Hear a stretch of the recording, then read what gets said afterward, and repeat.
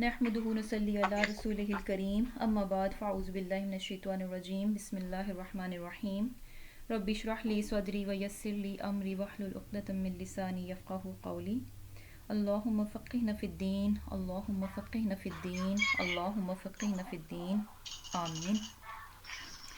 انشاءاللہ آیہ نمبر 100 سے شروع کریں گے سورہ آل عمران کی۔ یا ایھا الذین، اے لوگو جو آمنو ایمان لائے ہو، ان اگر تطیعو تم کہا مان لوگے، فریقاً کسی فریق کا، اور یہ فریق جو ہے یعنی یہود اور نصارہ کی طرف اشارہ ہے، ان میں سے کسی بھی ایک کا، یا یہود یا نصارہ۔ ان اگر تطیعو تم کہا مان لوگے، فریقاً کسی فریق کا، من الذین ان لوگوں میں سے جو اوتو دیے گئے، الکتابہ کتاب یعنی اہل کتاب، یردوکم وہ لوٹا دیں گے تم کو، وہ پھیر دیں گے تم کو، یعنی اور کم کی ضمیر کس کی طرف جاری ہے؟ ایمان والوں کی طرف، یعنی وہ ایمان لانے والوں کو پھیر دیں گے، بعد بعد ایمانکم تمہارے ایمان لانے کے، اور کس طرف پھیر دیں گے؟ کافرین کفر حالت میں، یعنی کفر کی حالت میں۔ اللہ تعالیٰ اس میں فرما رہے ہیں، اور یہ خطاب جو ہے مومنوں سے ہے، ایمان والوں سے یہ بات کہی جا رہی ہے کہ اے لوگو جو ایمان لائے ہو، اگر تم نے اہل کتاب کے کسی فریق کا کہا مانو گے تو وہ تمہیں ایمان لانے کے بعد کافر بنا دیں گے۔ تو یہاں پر جو بیسیکلی جو ایک حکم نظر آ رہا ہے ایک ایمان والے کے لیے، وہ کیا ہے کہ وہ اہل کتاب کی بات کو نہ مانے، کیونکہ اگر وہ اپنے نظریات کو اور اپنے طریقوں کو چھوڑ کر اہل کتاب کی باتوں کو ماننا شروع کر دے گا تو اس کا اینڈ ریزلٹ کیا ہوگا؟ یردوکم بعد ایمانکم کافرین، وہ تمہیں پھیر دیں گے ایمان لانے کے بعد کفر کی حالت میں، یعنی کفر کی حالت کی طرف کیا ہے کہ تمہیں پھیر دیں گے۔ اب یہاں پر جو ہے نا اس آیت کا جو ایک خاص بیک گراؤنڈ ہے وہ یہ ہے کہ کیا تھا کہ جیسے کہ یہ چیز ہم جانتے ہیں کہ اسلام سے پہلے عرب کی کیا حالت تھی کہ وہاں پر جو ہے قبیلوں کی صورت میں لوگ رہتے تھے، اور یہ کہ آپس میں ان کی بہت زیادہ خانہ جنگی رہتی تھی، چھوٹی چھوٹی معمولی باتوں پر ان کی جنگیں شروع ہوتی، اور سالہ سال جو تھے وہ جنگوں میں نکل جاتے۔ اور لیکن جب اسلام آیا تو کیا تھا کہ یہ ساری چیزیں جو تھیں ختم ہو گئیں، اور آپس میں یہ لوگ کیا تھے کہ بھائی بھائی بن گئے۔ تو اسی طرح وہاں پہ مدینہ میں 2 قبیلے تھے انصار کے، اوس اور خزرج۔ تو یہ بھی کیا تھا کہ اسلام لانے سے پہلے ان کی بھی آپس میں بہت زیادہ جنگیں چلتی تھیں، یعنی کہا جاتا ہے کہ تقریباً 100 سال سے زیادہ ان کی آپس میں جنگیں چلیں۔ لیکن اسلام جب آیا، انہوں نے اسلام قبول کیا، اس کے بعد کیا تھا کہ یہ آپس میں بھائی بھائی بن گئے، اور پھر کیا تھا کہ آپس میں ان کا بہت زیادہ پیار اور محبت ہو گیا۔ کہاں دشمن تھے، جنگیں تھیں، اور کہاں یہ تھا کہ آپس میں بہت زیادہ محبت پیدا ہو گئی۔ اب کیا ہوا کہ ایک بار اوس اور خزرج کے کچھ لوگ جو تھے آپس میں اسی طرح مل بیٹھ کر گفتگو کر رہے تھے، اور بڑے ہی اچھے طریقے سے آپس میں بیٹھے ہوئے تھے، تو یہ چیز جو تھی وہاں سے ایک یہودی گزرا، تو اسے جو ہے نا یہ چیز دیکھ کر بہت زیادہ حسد ہوا۔ اب اس نے کیا کیا کہ ایک آدمی کو بھیجا اور اس سے کہا کہ وہاں ان کے پاس جائے، اور وہاں جا کر ان کی کسی پرانی جنگ کے جو ہے اشعار پڑھے وہاں پہ، یعنی شعر و شاعری شروع کر دے۔ اور وہ شعر کیسے تھے کہ جو کہ یعنی ان کی جو پرانی دشمنی تھی اس کے متعلق وہ شعر تھے۔ تو اس آدمی نے کیا کیا، اس یہودی کے کہنے پر وہاں گیا اور ان کے بیچ میں بیٹھ کر جو ہے ان کی پرانی جنگ کے متعلق جو ہے وہ شعر سنانا شروع کر دیا۔ اس پر کیا تھا کہ یہ دونوں قبیلے جو تھے ان کے جذبات بھڑک اٹھے، اور اس قدر بھڑک اٹھے کہ نوبت جو تھی وہ جنگ تک آ پہنچی۔ اور پھر کیا تھا، حالانکہ یہ مسلمان ہو چکے تھے، آپس میں بھائی بھائی بن چکے تھے، لیکن پھر کیا تھا کہ پھر وہی پرانی چیز جو تھی ان میں واپس آ گئی۔ تو اس بات کا جب آپ صلی اللہ علیہ وسلم کو پتہ چلا تو وہاں پہنچے، اور یہ معاملہ جو تھا وہ یعنی سلجھا دیا گیا نا، یعنی یہ چیز جو تھی وہ ختم ہو گئی۔ اور آپ صلی اللہ علیہ وسلم نے بھی ان کو یہی سمجھایا کہ اسلام لانے کے بعد یعنی پھر سے یہ جاہلیت والی باتیں جو ہے تم اس کی طرف کیوں جا رہے ہو نا، اور لانے والے کون تھے ان کو اس طرف؟ اہل کتاب۔ تو یہ جو تھا اس آیت کا ایک خاص بیک گراؤنڈ تھا جس میں کہ مسلمانوں کو یہ بات سمجھائی جا رہی ہے کہ اگر وہ یعنی اہل کتاب کے پیچھے چل پڑیں گے، ان کی بات کو لے لیں گے، تو کیا ہے کہ اہل کتاب جو ہیں یہ تمہیں ایمان پر قائم نہیں رہنے دیں گے، بلکہ تمہیں کفر کی طرف پھیر دیں گے۔ تو یہ تو تھا اس آیت کا ایک خاص بیک گراؤنڈ جس پر کہ یہ آیات جو تھیں وہ نازل ہوئیں اور یہ چیز بتائی گئی۔ لیکن کیا ہے کہ جیسے کہ ہم نے پہلے بھی اس چیز کو دیکھا تھا کہ یہ آیات جو ہے نا کسی خاص شخص کے لیے، کسی خاص گروپ کے لیے یا کسی خاص وقت کے لیے نہیں ہیں۔ اس کتاب کی ایک ایک آیت جو ہے ہر انسان کے لیے ہے، ہر انسان کے لیے اس ایک ایک آیت میں میسج ہے، اور پھر یہ کہ یہ ہر وقت کے لیے، ہر دور کے لیے کیا ہے کہ یہ کتاب اتاری گئی ہے۔ تو اب اس چیز میں ہمیں جو چیز سمجھ لگ رہی ہے، اگر آج ہم اس کو دیکھیں، اس آیت کو آج کے دور میں رکھ کر دیکھیں، تو کیا بات پتہ چل رہی ہے کہ اگر کوئی انسان ایمان لانے کے بعد، ایمان کا دعویٰ کرنے کے بعد پھر بھی کیا کرتا ہے، اپنے اسلام کے طریقوں کو چھوڑ کر، اپنے بہترین نظریات کو چھوڑ کر، اور جو چیزیں یعنی جو ایک طریقہ ہمیں زندگی گزارنے کا بتا دیا گیا اس کو چھوڑ کر اگر وہ دوسروں کے باطل نظریات سے امپریس ہوتا ہے اور ان کی باتوں کو لے لیتا ہے، ان کی چیزوں کو اپنا لیتا ہے، انہیں اپنی زندگی میں لے آتا ہے، تو ایسے میں انسان کے لیے، اس انسان کے لیے بہت زیادہ چانسز ہیں کہ ایسا انسان بہت زیادہ دیر تک اپنے ایمان کو بچا نہیں سکے گا۔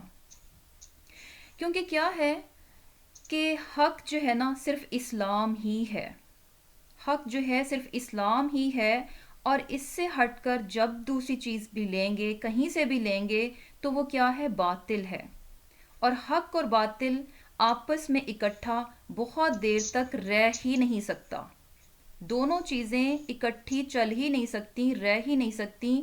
اگر انسان یہ چاہے کہ اچھا حق کے ساتھ ساتھ تھوڑی سی میں باطل کی بھی آمیزش کر لوں تو یہ میرا ایمان قائم رہے گا، تو یقین کریں کہ یہ ممکن ہی نہیں ہے۔ فائنلی کیا ہوگا کہ وہاں سے حق نکل جائے گا، وہاں سے ایمان نکل جائے گا۔ یہ دونوں چیزیں اکٹھی نہیں رہ سکتی نا، بہت زیادہ دیر تک یہ چل ہی نہیں سکتی آپس میں، ایک ہی چیز رہے گی، یا تو حق رہے گا یا پھر باطل رہے گا۔ تو یہاں پر یہی چیز مسلمانوں کو سمجھائی جا رہی ہے کہ جب وہ اتنے بہترین دین آ جانے کے بعد بھی دوسروں کی چیزوں کو لیں گے، ان سے امپریس ہوں گے، ان کے طریقوں کو لیں گے، ان کے نظریات سے امپریس ہوں گے، ان کی چیزوں کو لینا شروع کر دیں گے، تو فائنلی کیا ہے کہ یہ چیزیں انسان کو ایمان سے کفر کی طرف لے جائیں گی۔ تو یہاں پر جو چیز سمجھ لگ رہی ہے وہ کیا ہے کہ اسلام ایک بہترین طریقہ زندگی ہمیں دیتا ہے، اور پھر کیا ہے کہ اور دوسری چیز جو ہمیں سمجھ لگ رہی ہے وہ کیا ہے کہ چیزوں کو یعنی بغیر سوچے سمجھے چیزوں کو بلائنڈلی جو ہے نا اپنی زندگی میں نہیں لانا چاہیے۔ کسی کی جو چیز اچھی لگ رہی ہے اس کو بنا سوچے سمجھے اندھا دھند جو ہے نا پیروی کر کے اس چیز کو اپنی زندگی میں نہیں لے کر آنا چاہیے۔ یہ چیز کیا ہے، بہت زیادہ خطرناک ہے ایک مومن کے ایمان کے لیے، اور ایمان کیا ہے، بہت بہت زیادہ قیمتی ہے کسی بھی مسلمان کے لیے، کسی بھی مومن کے لیے۔ اس کا ایمان اس کی زندگی کی قیمتی ترین چیز ہے۔ ایمان نکل گیا تو سمجھے سب کچھ نکل گیا۔ تو بیسیکلی کوئی بھی چیز، کوئی بھی طریقہ جو کہ اسلام سے ہٹ کر ہے، اس کے بارے میں کیا ہونا چاہیے، بہت بہت زیادہ کیئرفل رویہ ہونا چاہیے، بہت کانشیس ہونا چاہیے، شعوری طور پر اس کو سوچنا چاہیے کہ آیا یہ چیز جس کو میں کرنے لگی ہوں یہ واقعی درست ہے بھی کہ نہیں۔ اس کو اچھے سے فلٹر کر لیں، بہت اچھے سے اس کو فلٹر کر لیں، قرآن اور سنت میں سے گزار لیں کہ واقعی یہ چیز جو ہے یہ بہترین ہے یا کہ نہیں ہے۔ اور بیسیکلی کیا ہے کہ یعنی جب ہم بلائنڈلی جو ہے ہر چیز کو، دوسری قوموں کے ہر طریقے کو بلائنڈلی بس اپنی زندگی میں لاتے جائیں گے، لاتے جائیں گے، لاتے جائیں گے، تو کیا ہوگا، جب اوروں کے طریقے آتے جائیں گے تو پھر کیا ہوگا، اسلام وہاں سے نکلتا جائے گا، کیونکہ یہ دو بالکل اپوزٹ چیزیں ہیں نا۔ اس دنیا میں دین ایک ہی برحق ہے، اور وہ کیا ہے، اسلام ہے۔ تو جب اوروں کو لاتے جائیں گے تو وہاں پھر اسلام کیسے رہے گا، وہاں سے اسلام پھر کیا ہے کہ نکل جائے گا۔ اور فائنلی کیا ہوتا ہے کہ انسان جو ہے نا، اسلام ہمیں ایک شناخت بھی دیتا ہے، ایک پہچان بھی دیتا ہے، اور پھر کیا ہوگا کہ آہستہ آہستہ وہ شناخت بھی چلی جائے گی ہم سے، ہم اپنی آئیڈینٹی جو ہے اس کو بھی کھو دیں گے۔ تو بیسیکلی جو بات پتہ چل رہی ہے، اسپیشلی ہم لوگ جہاں پر رہتے ہیں یہاں پر ہمیں جو ہے ان چیزوں کے معاملے میں بہت زیادہ کانشیس ہونا چاہیے۔ بہت سی چیزیں ایسی ہیں دوسروں کے کلچر کی ہیں اور دوسروں کے طریقے ہیں جن کو کہ ہم بڑی آسانی سے اپنی زندگی میں لا چکے ہیں اور بڑے اس سے جو ہے نا اطمینان کے ساتھ ان کو کرتے بھی ہیں۔ تو کیا ہے کہ یعنی اگر ہم ہم اس چیز کا فرق محسوس کرتے ہیں کہ اچھا ہاں ٹھیک ہے یہ ہمارا تو نہیں ہے لیکن کوئی بات نہیں، سو کے اگر کر بھی لیں تو کیا فرق پڑتا ہے، لیکن یقین کریں کہ یہ فرق صرف ہمارے ذہنوں تک ہے۔ اگر ہم یہ فرق جو ہے کہ اسلام ایک بالکل ڈیفرنٹ چیز ہے اور یہ طریقے جو ہیں اسلام کے ساتھ نہیں چل سکتے، اگر یہ فرق جو ہے ہم آگے آگے اپنی نسل کو نہیں دیں گے تو آگے ایک نسل ایسی آئے گی کہ اسے لگے گا کہ یہ سب ٹھیک ہی تو ہے، یہ اسلام ہی تو ہے۔ یعنی ان کو ڈیفرینشیٹ کرنا ہی مشکل ہو جائے گا کہ ہمارا اصل کیا ہے اور ہم نے دوسروں سے کیا لیا ہے۔ جب تک کہ ہم خود اس چیز کو، اس فرق کو محسوس نہیں کریں گے اور اس فرق کو آگے ٹرانسفر نہیں کریں گے، یعنی پھر کیا ہے کہ بہت سی چیزیں یعنی دیکھنے میں نظر آتا ہے کہ کچھ لوگ بس صرف نام کے مسلمان نظر آتے ہیں، جبکہ کیا ہے کہ وہ اپنی آئیڈینٹی جو ہے نا اس کو بالکل کھو چکے ہیں۔ تو آگے سے آگے نسل جب دیکھے گی تو انہیں تو لگے گا کہ شاید یہی اسلام ہے، وہ نہیں پہچان پائیں گے کہ ہماری اصل کیا ہے۔ تو بیسیکلی اس میں ہماری اپنی ذمہ داری ہے کہ بہت سے ایونٹس، بہت سی چیزیں کیا ہیں کہ ان کو بنا سوچے سمجھے جو ہے ان کو کرنا، یہ کیا ہے بہت ہی خطرناک ہے۔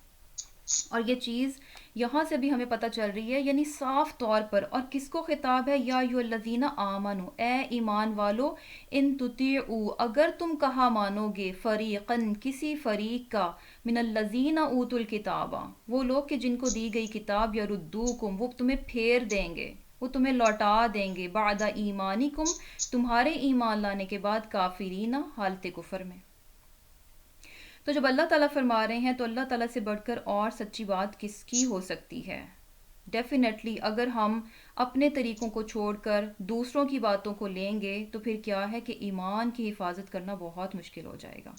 تو انشاءاللہ تعالیٰ اس میں لیسن کیا ہے کہ بہت سی چیزیں جو کہ جن کو کہ ہم معمولی سمجھتے ہیں، لیکن کیا ہے کہ ان کے بارے میں بہت اچھے سے دیکھیں کہ ان کے ایفیکٹس کیا ہیں، اور دور تک سوچیں، صرف اس نسل تک نہ سوچیں، آگے دور تک سوچیں کہ آگے تک اس کے اثرات کیا ہوں گے۔ ہو سکتا ہے کہ ہم جو ہے آج کسی چیز کو معمولی سا ہم اس کو الاؤ کر دیں کہ اچھا چلیں بس ٹھیک ہے یہ کام ہے تو دوسروں کا طریقہ، لیکن ہم بس اس حد تک کر لیتے ہیں۔ وہ ایک حد آپ نے مقرر کر دی، بٹ یو ڈونٹ نو کہ اگلی نسلیں جو ہیں اس کام کو جو آپ نے شروع کیا، چھوٹا سا معمولی سا ایک حد مقرر کر کے، آئندہ آنے والی نسلیں جو ہیں اس کام کو کس حد تک لے جائیں گی۔ تو بیسیکلی کیا ہے کہ آپ بھی اگر اگلی نسلیں اس کام میں بہت حد سے گزر گئیں تو اس میں آپ کا بھی حصہ ڈل گیا، کیونکہ بنیاد کون رکھ کر گیا؟ ہم رکھ کر گئے۔ تو انشاءاللہ تعالیٰ اس میں جو ہے بہت اچھے سے دیکھ کر، سوچ سمجھ کر، اور اپنے ایمان کی جو ہے یعنی ہمیں حفاظت کرنی ہے اور اپنی آئندہ نسل کی بھی حفاظت کرنی ہے انشاءاللہ۔ اس کے بعد اللہ تعالیٰ فرما رہے ہیں وَكَيْفَ، اور کیوں کر، تکفرون، تم کفر کرو گے، وَأَنْتُمْ، حالانکہ تم، پڑھی جاتی ہیں، علیکم، تم پر، آیات اللہ، اللہ کی آیات، وفیکم، اور تم میں، رسولہ، اس کا رسول ہے، وَمَن، اور جو کوئی، یعتصم، مضبوط پکڑتا ہے، باللہ، اللہ کو، فقط، تو تحقیق، ہدیہ، وہ لگا دیا گیا، الی، طرف، صراطٍ، راہ کی، مستقیم، سیدھی۔ اب اس میں اللہ تعالیٰ فرما رہے ہیں، اور یہ بھی کیا ہے کہ مسلمانوں سے ہی یہ بات کہی جا رہی ہے، کیونکہ پیچھے بات ہو رہی ہے نا کہ اگر تم کہا مانو گے تو پھر کیا ہے کہ تم کفر کی طرف چلے جاؤ گے۔ پھر اس کے بعد اب اللہ تعالیٰ فرما رہے ہیں کہ تم جو ہے کفر کیسے کر سکتے ہو، تم کیوں کر کفر کرو گے جبکہ تم پر اللہ کی آیات پڑھ کر سنائی جاتی ہیں، اور تم میں کیا ہے کہ پیغمبر صلی اللہ علیہ وسلم موجود ہیں۔ یعنی یہاں پر اگر کیفہ کو دیکھیں تو کیفہ کیا ہے کہ اس میں دو چیزیں ہیں۔ کیفہ میں جو ہے نا دو طرح کی کیفیت اس ورڈ میں ہے۔ ایک کیفیت کیا ہے کہ تعجب کی ہے، یعنی بہت ہی حیرانگی کی بات ہے، بہت ہی حیران کن چیز ہے کہ تم پر جو ہے اللہ تعالیٰ کی آیات پڑھی جا رہی ہیں ایک چیز، اور تم میں رسول بھی موجود ہے، اس کے باوجود بھی تم کفر کی طرف چلے جاؤ. تو یہ بہت ہی حیران کن بات ہے، یہ بڑے ہی تعجب کی بات ہے کہ کفر سے روکنے کے لیے دو سبب، قرآن اور رسول، بہترین چیزیں وہاں پر موجود ہیں، اس کے باوجود بھی اے ایمان والو اگر تم کفر کی طرف چلے جاتے ہو تو یہ بہت ہی تعجب کی بات ہے، یہ بڑی ہی حیرانگی کی بات ہے. اور پھر کیا ہے کہ کیفہ میں دوسری کیفیت کیا ہے کہ بالکل ناممکن سی بات، امپاسبل، یعنی ایسا تو ہونا ہی نہیں چاہیے، ایسا بالکل بھی نہیں ہونا چاہیے. کیوں نہیں ہونا چاہیے؟ کہ تم پر جو ہے اللہ کی آیات پڑھی جا رہی ہیں، قرآن تمہیں پڑھ کر سنایا جاتا ہے، اور تم میں رسول موجود ہے جو کہ خود تمہیں اللہ کی آیات سناتا ہے. تو یہ تو تمہارے لیے ایک یعنی ناممکن سی بات ہے، امپاسبل سی بات ہے کہ اس کے باوجود تم کفر کر جاؤ. ایسا نہیں ہونا چاہیے. اور یہی چیز اگر آج ہم اس چیز کو اپنے لیے بھی رکھیں تو کیا ہے کہ کیسے ایک مومن جو ہے ایمان کے بعد کفر کی طرف چلا جائے، یعنی اپنے طریقوں کو، اپنی چیزوں کو چھوڑ کر دوسروں کی طرف چلا جائے. یہ کیسے ممکن ہے کہ جب اس کے پاس اللہ کی کتاب موجود ہے، یہ قرآن آج ہمارے ہاتھوں میں ہے، اور پھر کیا ہے کہ آج رسول اگر ہم میں موجود نہیں تو ان کی سنت، ان کی تعلیمات، ان کی احادیث، ایک ایک چیز پرزرو کر دی گئی ہمارے لیے. تو پھر کیفا تکفرون، یعنی بڑے ہی تعجب کی بات ہے اور بڑی ہی ناممکن سی بات ہے کہ ایسا تو ہونا ہی نہیں چاہیے نا. اور پھر کیا ہے کہ اللہ تعالیٰ فرما رہے ہیں کہ وَمَن يَعْتَصِم، اور جو کوئی مضبوط پکڑتا ہے باللہ، اللہ کو، فقط تو تحقیق ہدیہ، وہ لگا دیا گیا، وہ رہنمائی کر دیا گیا، الی صراط مستقیم، سیدھے راستے کی طرف. اب یہاں پر جو ہے نا اپنے ایمان کو بچانے کے لیے ایک طریقہ بتایا جا رہا ہے کہ اگر کوئی شخص چاہتا ہے کہ اسے ہدایت کے راستے کی طرف لگا دیا جائے، اسے چلا دیا جائے، اسے ہدایت مل بھی جائے اور اسے اس ہدایت پر چلا بھی دیا جائے، تو اس کے لیے اسے کیا کرنا پڑے گا؟ یعتصم باللہ، اللہ کو مضبوطی سے پکڑنا ہوگا. یعنی جو شخص یہ چاہتا ہے، کیونکہ اللہ تعالیٰ فرما رہے ہیں کہ جس نے اللہ کو مضبوطی سے پکڑ لیا تو اس کے بارے میں تو کوئی شک کی بات ہی نہیں ہے، بلا شبہ، وداؤٹ اینی ڈاؤٹ، ایسا شخص کیا ہے؟ خودیہ، اس کو ہدایت مل گئی، وہ چل پڑا سیدھے راستے کی طرف. اس کے بارے میں یعنی کوئی شک والی بات ہی نہیں ہے کہ وہ کہیں اور ہے. وہ کیا ہے؟ وہ بالکل سیدھے راستے پر ہے جس نے کہ اللہ کو مضبوطی سے پکڑ لیا. اب یہاں پر جو ہے بیسیکلی اگر دیکھا جائے کہ یعتصم کیا ہوتا ہے کہ مضبوط پکڑنا، اور اس کے جو ایکچوئل میننگز ہیں، اس کے میننگز میں کیا آتا ہے کہ خود کو بچانے کے لیے کسی چیز کو مضبوطی سے پکڑنا. یعنی خود کو انسان جو ہے کسی برائی سے یا کسی بری چیز سے یا پھر ہلاکت سے اپنے آپ کو بچانے کے لیے کسی چیز کو مضبوطی سے پکڑ لینا. کیوں پکڑ لینا؟ تاکہ میں برائی سے بچ جاؤں، ہلاکت سے بچ جاؤں. تو یہاں پر جو ہے اللہ تعالیٰ کو پکڑنے کی بات ہو رہی ہے کہ جو کوئی اللہ کو پکڑ لے گا تو کیا ہے کہ وہ بچ جائے گا، وہ ہلاکت سے بچ جائے گا، وہ اپنے آپ کو بچا لے گا. یہاں پر جو ہے نا جیسے کہ اب اللہ کو پکڑنا، اللہ کو پکڑنے سے کیا مراد ہے؟ اللہ کو پکڑنے سے مراد یہ ہے کہ اللہ تعالیٰ سے تعلق کو مضبوط کرنا، اللہ تعالیٰ سے تعلق کو مضبوط بنانا. جس شخص کا تعلق جو ہے اللہ سے مضبوط ہوگا تو بیسیکلی کیا ہے؟ خودیہ، وہ ہدایت کی طرف چل پڑا، اسے ہدایت مل گئی.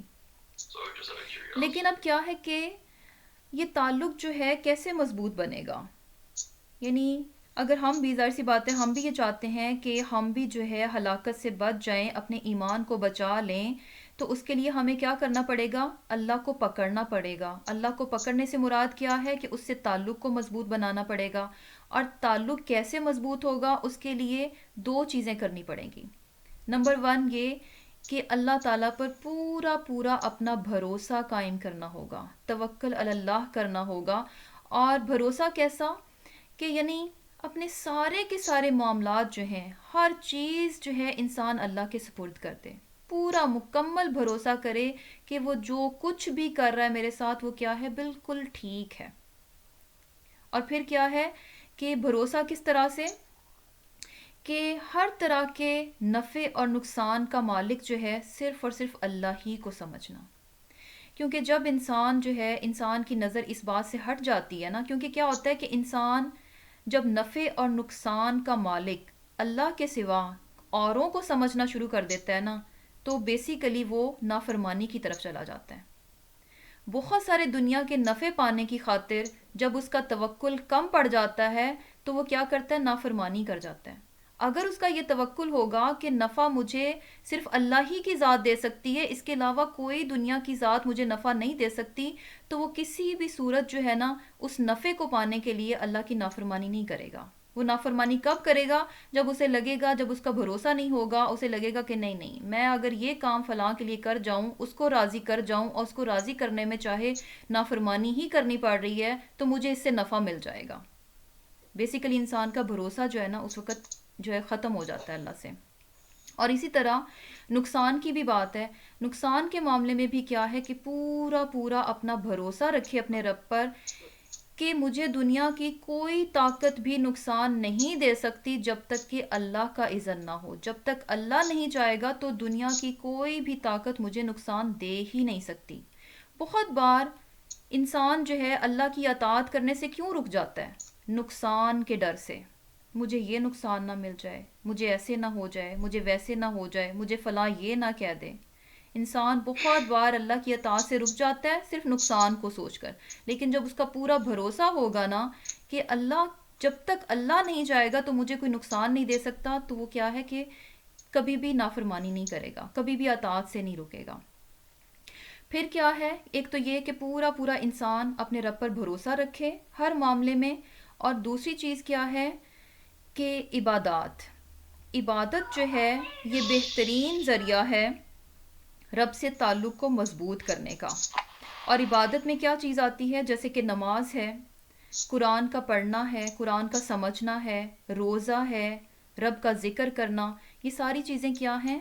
انسان کا اللہ تعالیٰ سے تعلق جو ہے اس کو مضبوط کرتی ہیں۔ اور پھر کیا ہے کہ ہر معاملے میں اللہ تعالیٰ کی اطاعت۔ اس چیز کو جو ہے، یعنی اب اگر کوئی یہ کہے کہ نہیں نہیں، میرا تو اللہ تعالیٰ سے تعلق بڑا مضبوط ہے، بہت بہترین ہے، اب میں چاہے نماز پڑھوں یا نہ پڑھوں، بے شک تھوڑی پڑھ لوں، یا پھر کیا ہے کہ اگر میں روزے نہیں بھی رکھتا لیکن میرا تعلق بہت مضبوط ہے، کیا ہے اگر میں رب کو زیادہ یاد بھی نہیں کرتا لیکن میرا تعلق مضبوط ہے۔ تو یقین کریں کہ اگر انسان عبادت سے ہٹ جاتا ہے، اس کو عبادت کو اس کا حق نہیں دیتا، تو اس کا تعلق قطعاً بھی مضبوط نہیں ہے۔ اس چیز کو جو ہے ہم دنیا سے مثال لے کے سمجھتے ہیں کہ جب دنیا میں بھی ہم کسی سے اپنا تعلق مضبوط بنانا چاہتے ہیں تو کیا ہوتا ہے کہ اس تعلق کو مضبوط بنانے کے لیے ہمیں کیا کرنا پڑے گا؟ ایک تو اس سے متفق ہونا پڑے گا، اس کی رائے کے ساتھ ایگری کرنا پڑے گا، اس کی بات کو ماننا پڑے گا، کیونکہ جب آپ نہیں کریں گے، آپ ایگری نہیں ہوتے، آپ اس کی بات کو سنتے نہیں، اہمیت نہیں دیتے، تو کیا ہے، وہاں اختلافات ہوں گے، رائے بدل گئی تو اختلاف آ گیا، اختلاف آ گیا تو تعلق کمزور پڑ گیا۔ اور پھر کیا ہے کہ جس سے آپ تعلق مضبوط بنانا چاہتے ہیں اس کی پسند اور ناپسند کا بھی خیال رکھتے ہیں، نہیں رکھیں گے تو تعلق رہ ہی نہیں سکے گا، کمزور پڑ جائے گا۔ اور پھر کیا ہے کہ دنیا میں جب کسی سے تعلق رکھنا ہو، مضبوط کرنا ہو، تو اس کے لیے اس سے کانٹیکٹ بھی رکھنا پڑتا ہے، اسے یاد بھی رکھنا پڑتا ہے۔ آپ یہ کہیں کہ اچھا میرا فلاں سے تعلق بڑا مضبوط ہے، سالوں میں اس کو فون نہ کروں، سالوں اس سے بات نہ کروں، تو یعنی بیوقوفانہ سی بات لگے گی کہ میں کہوں کہ اچھا میں تو اسے یاد بھی نہیں کرتی، کبھی بات بھی نہیں کرتی، کبھی اسے ملنے بھی نہیں جاتی، لیکن میرا تعلق بہت گہرا ہے، میرا تعلق بڑا مضبوط ہے اس سے۔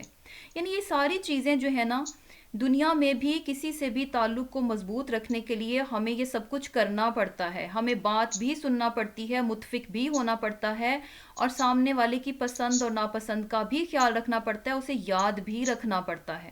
تو بالکل اسی طرح اللہ تعالیٰ سے بھی مضبوط تعلق تبھی بنے گا جب ہم اپنے رب کی پسند اور ناپسند کا خیال رکھیں گے، جب اس کی بات کو توجہ سے سنیں گے، جب اس کی بات کو اہمیت دیں گے، جب اس کی بات کو مانیں گے، اور پھر کیا ہے کہ اس سے ملیں گے بھی، اس سے ملاقات بھی کریں گے، اس کا ذکر بھی کریں گے، اسے یاد بھی رکھیں گے۔ اور یہ سب کیسے ہوگا؟ نماز کے ذریعے سے، قرآن کے ذریعے سے، روزہ رکھ کر اور اس کا ذکر کر کے۔ تو یہ ساری چیزیں کیا ہیں کہ اللہ تعالیٰ سے تعلق کو مضبوط کرتی ہیں۔ اب بیسیکلی اگر دیکھا جائے کہ جیسے اب یہ تعلق جو ہے نا مضبوط رکھنا اللہ تعالیٰ سے، یہ کچھ آسان کام بھی نہیں ہے۔ اس کے لیے انسان کو محنت بھی کرنی پڑے گی اور کوشش بھی کرنی پڑے گی، لیکن انسان کو ایسا کرنا چاہیے کیونکہ یہ انسان کی اپنی ضرورت ہے۔ اگر ایسا نہیں کرے گا تو یہ خود اس انسان ہی کو نقصان دے گا، کیونکہ یہاں پر جو ورڈ یوز ہو رہا ہے نا، یعتصم، عصمہ، مضبوط پکڑنا، خود کو بچانے کے لیے، اپنا آپ بچانے کے لیے کسی چیز کو مضبوطی سے پکڑنا۔ تو اس کا مطلب ہے کہ اگر جو مضبوطی سے نہیں پکڑے گا تو اپنے آپ کو بچا نہیں پائے گا۔ اس کی مثال اس طرح سے سمجھ لیتے ہیں کہ جیسے کہ اگر کسی نے اونچی پہاڑی پر چڑھنا ہو تو وہ کیا ہے کہ رسی جو ہے اوپر اس کو سپورٹ دے گا، اور اس رسی کے ذریعے اگر وہ چڑھنا شروع کرے تو کیا ہے کہ وہ رسی کو کیسے پکڑے گا؟ اب اس نے اپنا سفر شروع کر دیا، بیچ رستے میں ہے، اب وہ کیسے چڑھتا ہے؟ بہت مضبوطی کے ساتھ اس رسی کو بہت مضبوطی کے ساتھ پکڑ کے چڑھتا ہے، اور پھر یہ کہ اس کو چھوڑتا نہیں ہے۔ کیوں نہیں چھوڑتا؟ اسے پتہ ہے چھوڑا تو کیا ہوگا کہ میں گر جاؤں گا، ہلاک ہو جاؤں گا۔ اب یہ جو اس کا رسی کو پکڑنا ہے یہ اس کے لیے آسان نہیں ہے، یہ بڑا مشکل کام ہے۔ اس کے لیے کیا ہے کہ اس کو بڑی محنت کرنی پڑ رہی ہے، بڑا زور لگانا پڑ رہا ہے، اس کے ہاتھ تھک رہے ہیں، اس کے کندھے تھک رہے ہیں، اس کے ہاتھ جو ہے رسی کی وجہ سے ان میں خون بھی آنا شروع ہو جائے گا، لیکن وہ رسی کو چھوڑے گا نہیں۔ وہ یہ ساری تکلیف، ساری مشکلات برداشت کرے گا لیکن رسی کو چھوڑے گا نہیں، اور رسی کو پکڑنے کے لیے اسے تکلیف برداشت کرنا ہے، نہیں کرے گا تو رسی چھوٹ جائے گی اور وہ گر جائے گا۔ بالکل اسی طرح ایک انسان کے لیے خود اس کو اپنے آپ کو بچانے کے لیے کیا ہے کہ اسے اللہ کو پکڑنا پڑے گا، مضبوطی سے پکڑنا پڑے گا، مضبوط تعلق بنانا پڑے گا، اور یہ تعلق بنانے کے لیے اسے توکل بھی کرنا پڑے گا، عبادت بھی کرنی پڑے گی، اطاعت بھی کرنی پڑے گی، اور یہ سب کرنے کے لیے اسے تکالیف بھی اٹھانی پڑیں گی، اسے مشکلات بھی اٹھانی پڑیں گی، اسے قربانیاں بھی دینی پڑیں گی۔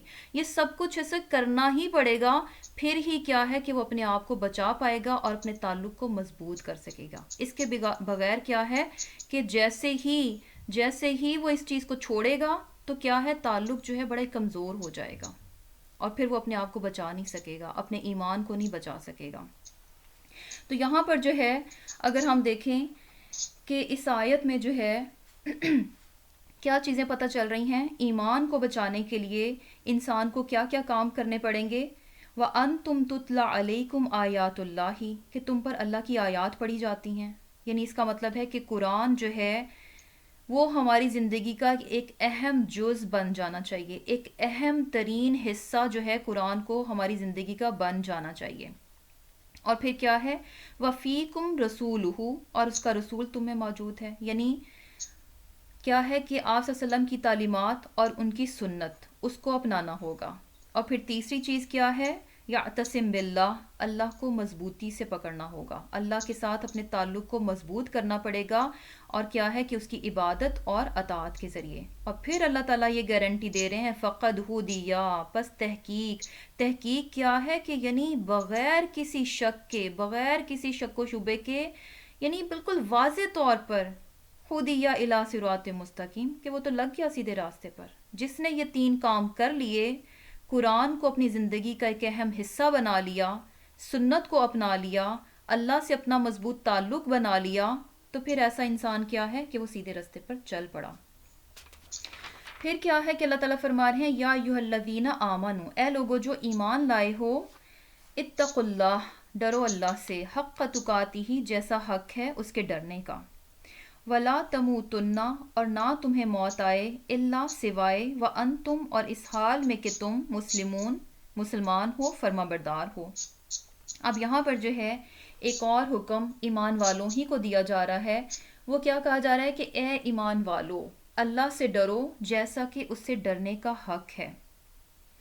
یعنی اور دوسری چیز اس میں کیا ہے کہ مرنا تو مسلمان ہی مرنا، یعنی فرما برداری کی حالت میں تمہاری موت ہونی چاہیے ہر حال میں، یعنی تمہاری موت آنی ہی اسی صورت میں چاہیے کہ جب کہ تم فرما بردار ہو. اس کے علاوہ موت جو ہے وہ قابل قبول ہی نہیں ہے نا.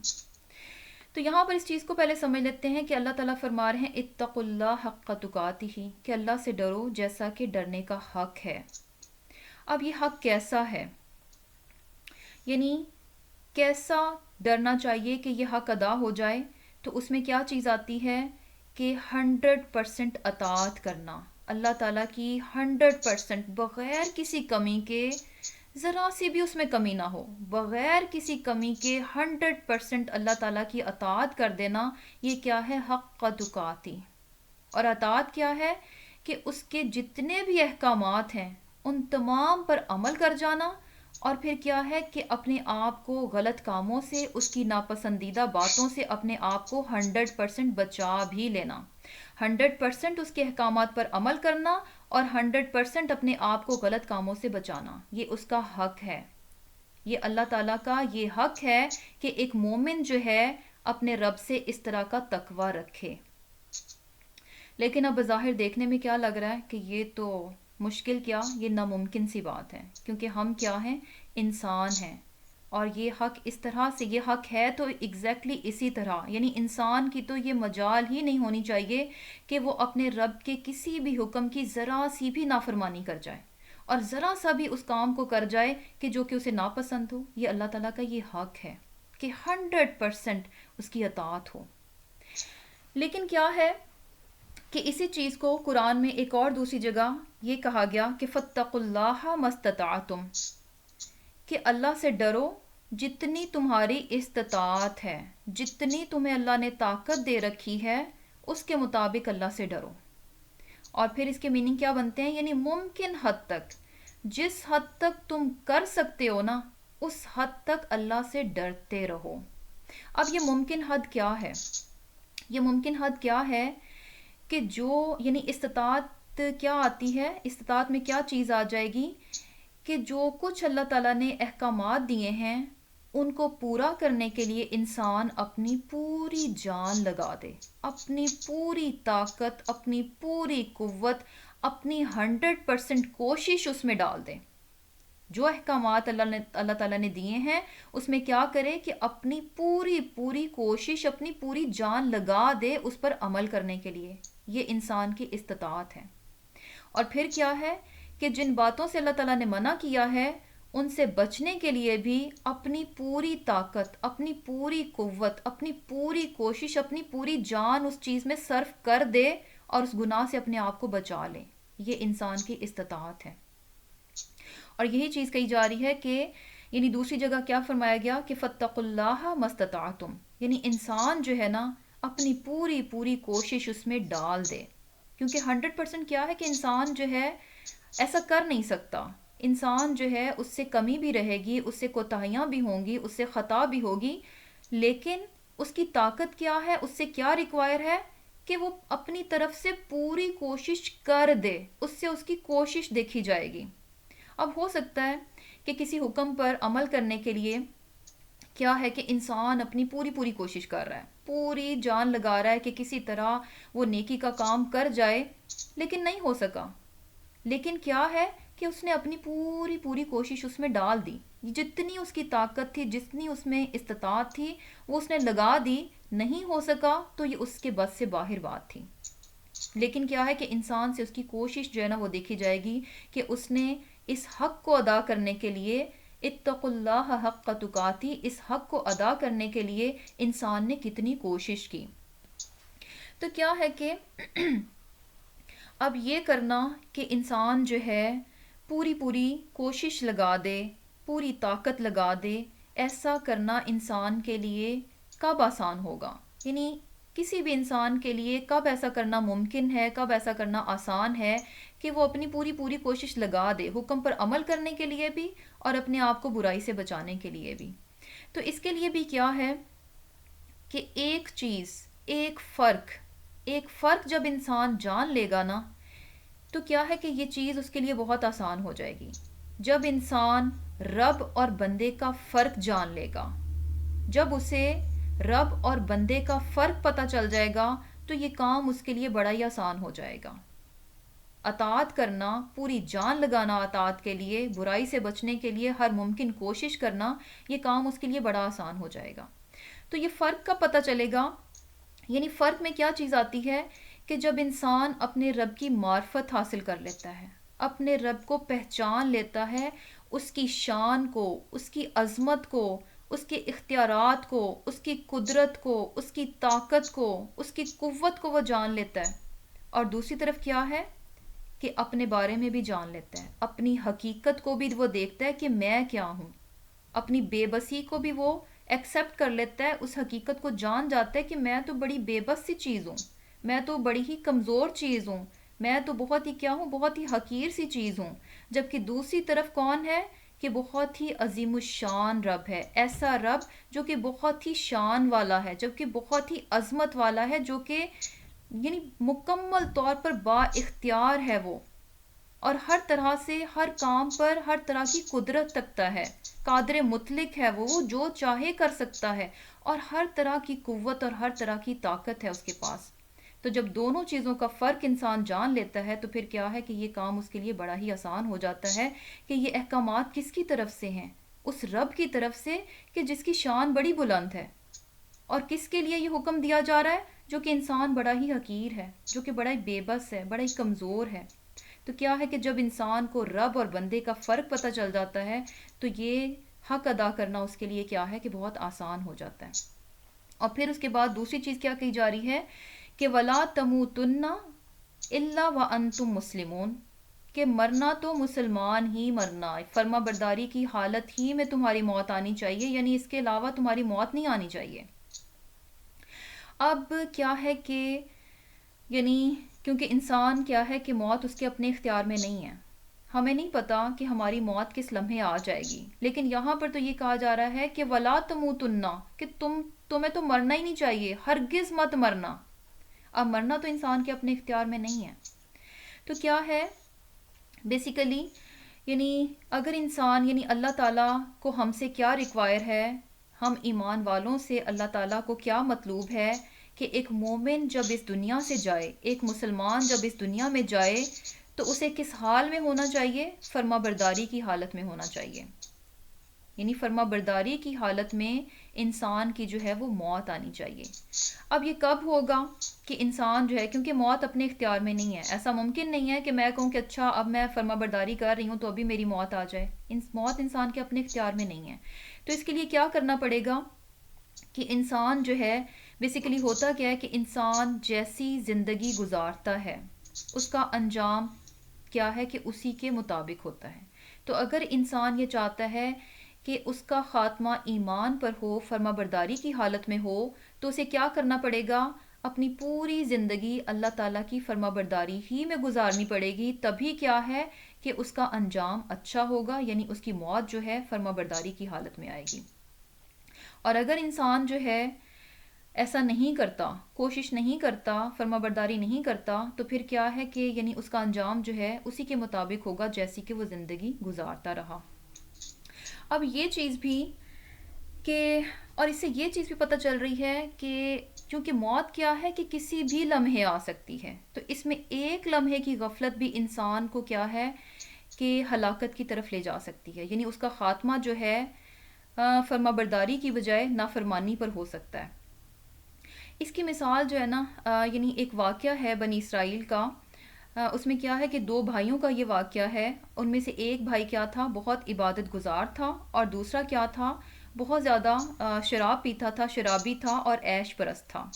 اب یہ دونوں بھائی جو تھے وہ ایک ہی گھر میں رہتے تھے، اوپر نیچے. اوپر جو ہے عبادت گزار رہتا تھا، اور نیچے جو تھا جو کہ عیش پرست تھا اور شرابی تھا وہ رہتا تھا. اب عبادت گزار جو تھا وہ ساری رات عبادت کرتا، اللہ کا ذکر کرتا، اللہ کو یاد کرتا، اور جبکہ نیچے اس کا اپنا ہی بھائی کیا تھا کہ ساری رات مستی میں گزارتا. اب کیا تھا کہ بہت عرصے سے ان کی یہی زندگی گزر رہی تھی، اور دونوں جو تھے اپنے اپنے کاموں میں مصروف تھے، ایک عبادت میں اور دوسرا کیا تھا کہ مستی میں، نافرمانی میں.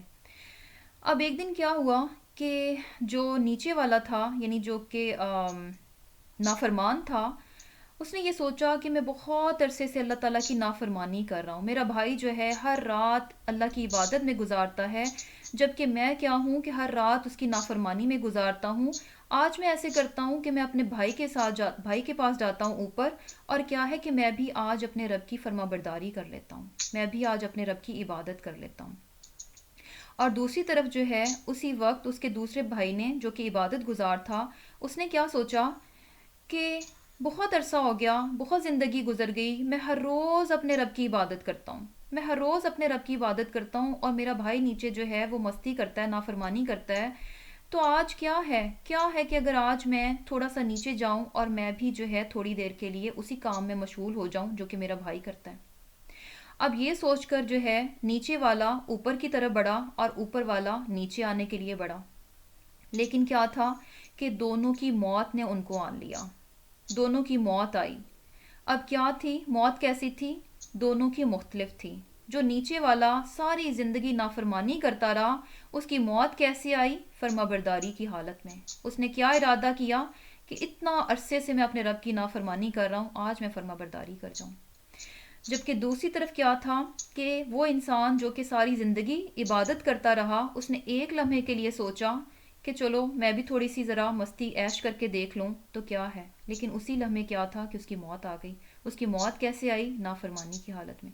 تو بیسیکلی اس میں جو سبق سیکھنے والی بات ہے، اس عبادت گزار سے سبق سیکھنے والی بات ہے، اس سے کیا عبرت مل رہی ہے کہ انسان کبھی بھی یہ مت سوچے کہ کیا ہے آج تھوڑا سا کر لیں، کوئی بات نہیں، ابھی تھوڑی دیر کے لیے ہم یہ کر لیں، تھوڑی دیر کے لیے وہ کر لیں، بعد میں اچھا کر لیں گے، بعد میں یہ کر لیں گے، بعد میں توبہ کر لیں گے، بعد میں معافی مانگ لیں گے، بعد میں یہ نیکی کر لیں گے۔ ہمیں نہیں پتا کہ کس لمحے جو ہے ہمیں موت جو ہے وہ آ جائے گی۔ تو پھر کیا، یعنی کسی بھی لمحے آ سکتی ہے۔ اب یہ بھی ہو سکتا ہے کہ اچھا میں کہوں کہ بھی اچھا ٹھیک ہے میں بہت نیکیاں کرتی ہوں، چلو کوئی بات نہیں، تھوڑی دیر کو میں مووی دیکھ لوں، تھوڑی دیر کو میں میوزک سن لوں، اچھا اگر میں جھوٹ بول رہی ہوں تو کوئی کیا بات ہے، 1 منٹ کا تو جھوٹ ہے۔ آپ کو کیا پتا کہ وہ 1 منٹ کے جھوٹ ہی میں ہماری موت لکھی ہو۔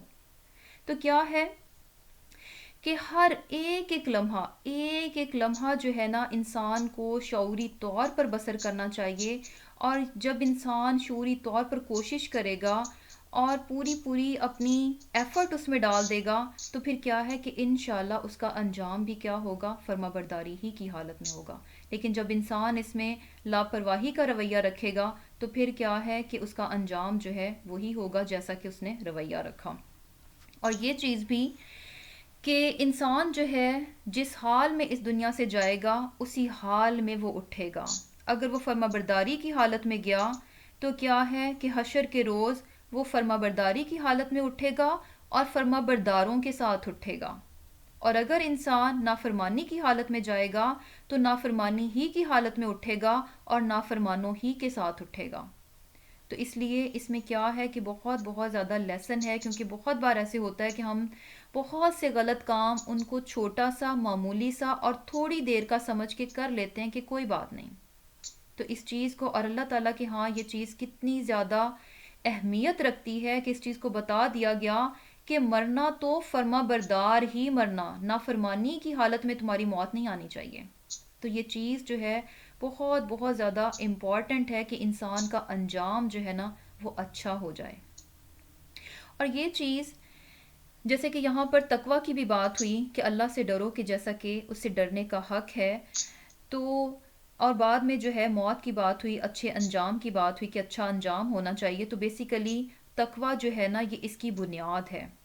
تقوی ہوگا انسان میں تو کیا ہے کہ وہ ہر لمحہ بہت کانشیس، بہت الرٹ ہو کے گزارے گا، اور کیا ہے کہ رب کی اطاعت میں گزارے گا۔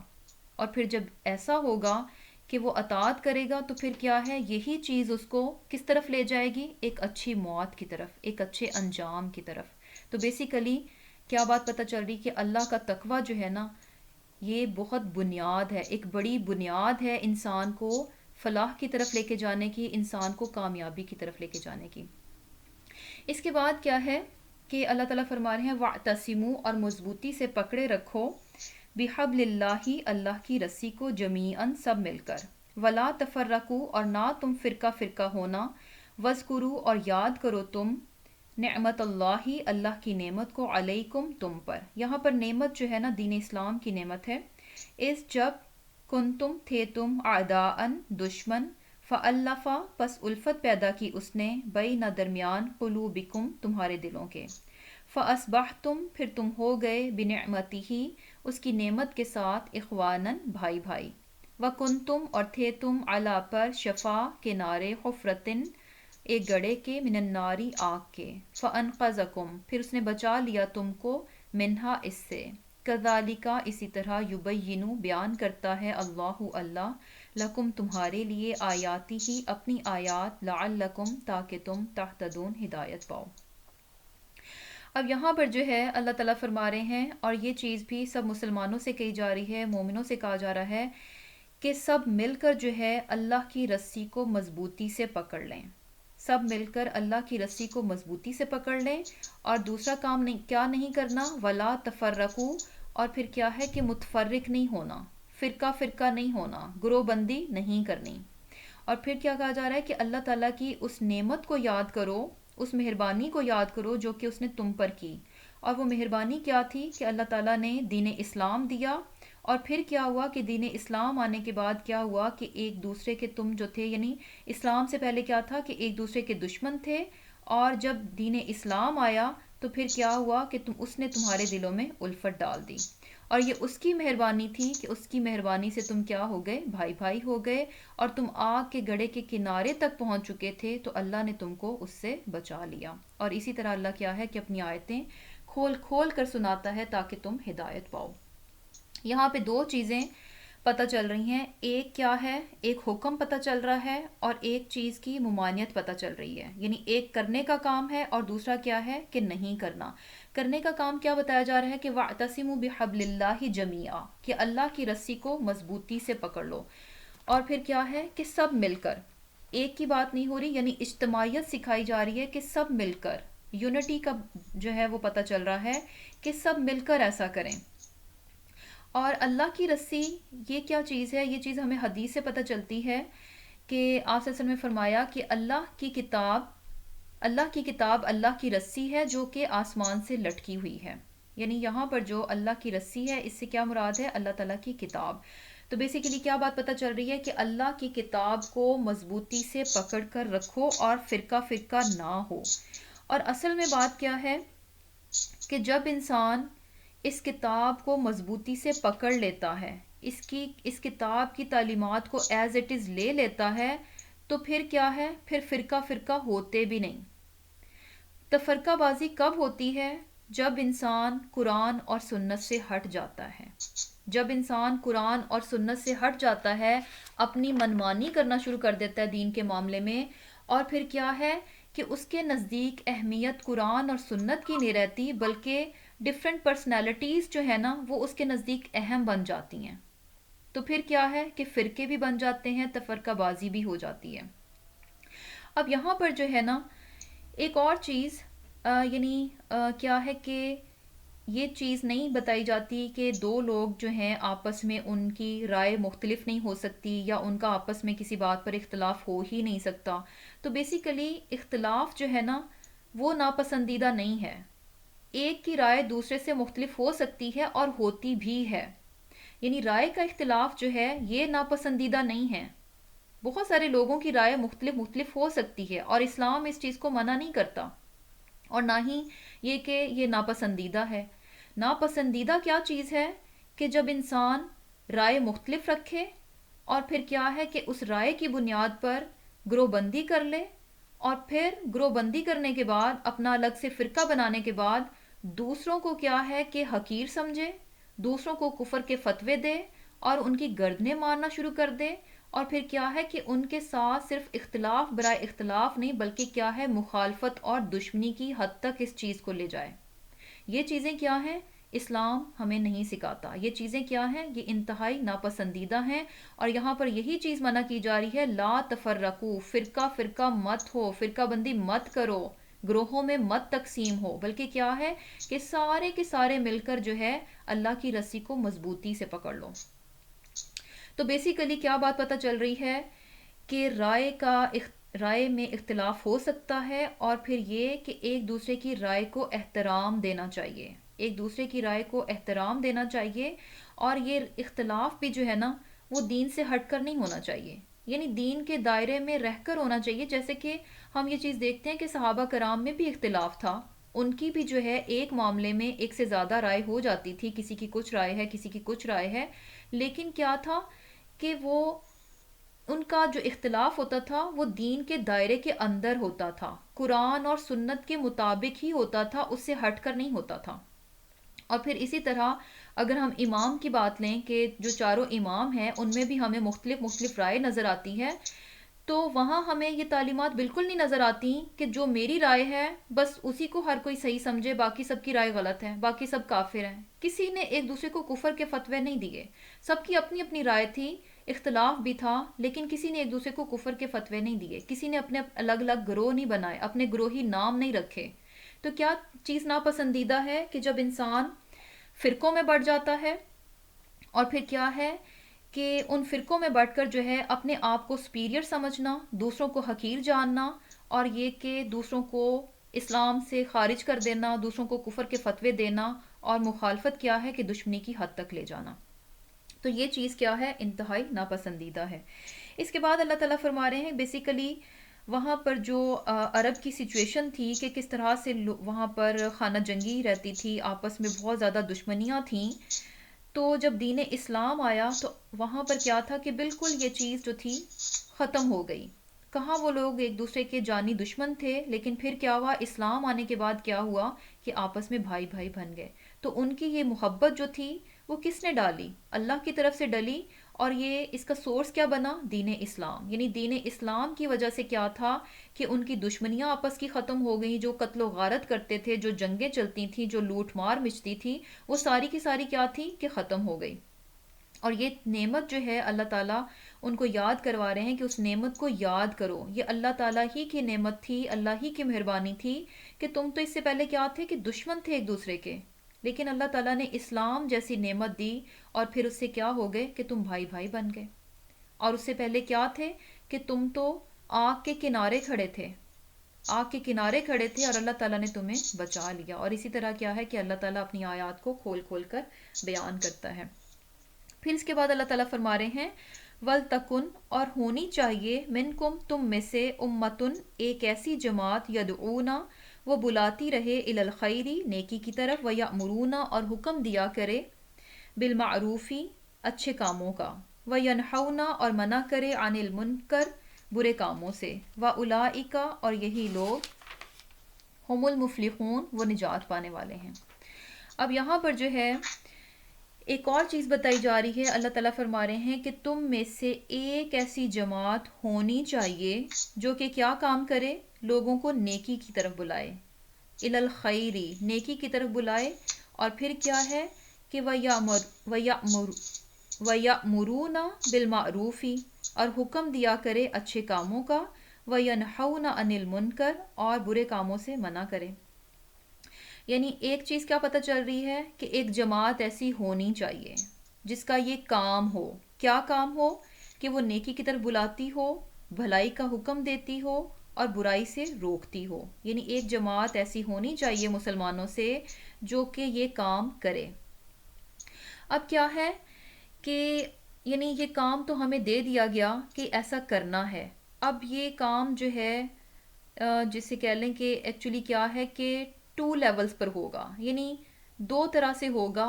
ایک کیا ہے کہ ایک جماعت، ایک ایسے ڈیڈیکیٹڈ لوگوں کی جماعت ہونی چاہیے جو کہ فلی ڈیووٹڈ ہوں، فلی فوکسڈ ہوں، اور ان کا مقصد، ان کا کام ہی یہی ہو کہ وہ کیا کر رہے ہیں، لوگوں کو نیکی کی طرف بلا رہے ہیں، اور نیکی کا حکم دیتے ہیں، اور برائی سے روکتے ہیں۔ یعنی ایسا گروپ ہونا چاہیے، ایسے لوگوں کی ایک جماعت ہونی چاہیے جو کہ اس کام کو ایکسیلنس کے لیول پر جا کر کریں، یعنی فلی ڈیووٹڈ ہو کر، فلی فوکسڈ ہو کر یہ اس کام کو جو ہے وہ کریں۔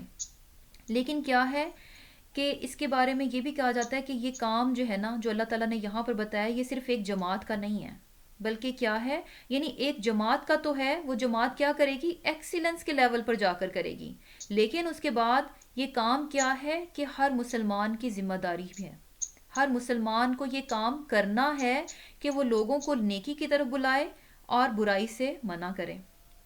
تو یہ جسے کہہ لیں کہ اسمال لیول پہ یہ کام جو ہے ہر ایک کو کرنا ہے، ہر مسلمان کی یہ ذمہ داری ہے اور ہر ایک کو یہ کرنا چاہیے۔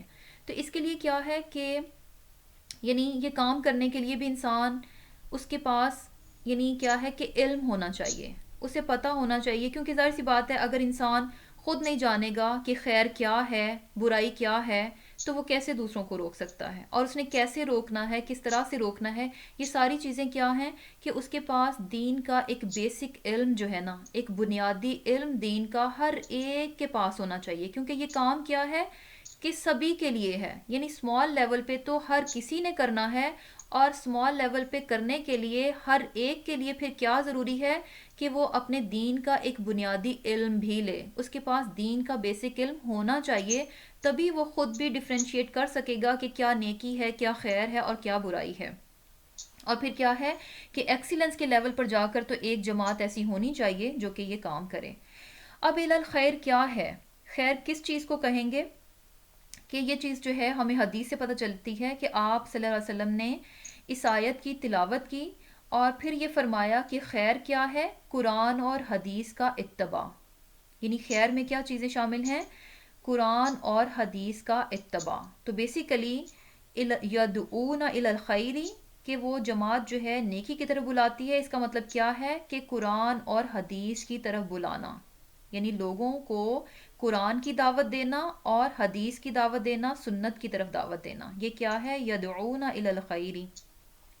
اور پھر کیا ہے، یعنی یہ تو اس کے خاص معنی ہے جو کہ ہمیں حدیث سے پتہ چل رہے ہیں کہ یہ کام کرنا چاہیے، لوگوں کو قرآن کی طرف، اس خیر کی طرف بلانا چاہیے، اور کیا ہے کہ حدیث کا اتباع جو ہے یہ بھی خیر ہے۔ اور پھر کیا ہے کہ خیر میں اور کیا کیا چیزیں شامل ہیں، اگر ہم اس کو جنرل دیکھیں کہ ہر طرح کی نیکی، ہر طرح کی نیکی جو ہے وہ بھی الی الخیر میں آ جاتی ہے۔ اور پھر کیا ہے کہ خود بھی نیکی کی طرف آنا اور دوسروں کو بھی نیکی کی طرف بلانا۔